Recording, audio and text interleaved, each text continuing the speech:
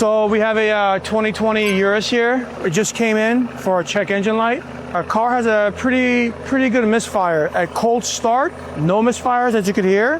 But once the cold start kind of dies down, then it starts misfiring. Let's come over here. Right now you can see how the engine is not really shaking. It's all good.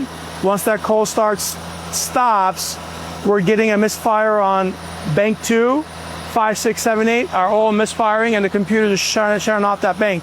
So we're in the process of diagnosing it and seeing what's going on with it. Do you have an idea of what it might be? Well, it's got a little whistle noise too. I feel like there's an air leak also. Can you see how the engine's kind of shaking a little bit? And it goes da da da da. And then if you go in the dash, and then listen to the exhaust note, blinking check engine light, exhaust note is terrible, and the engine shaking, hard misfire. So it's either a fuel issue or it's an ignition issue.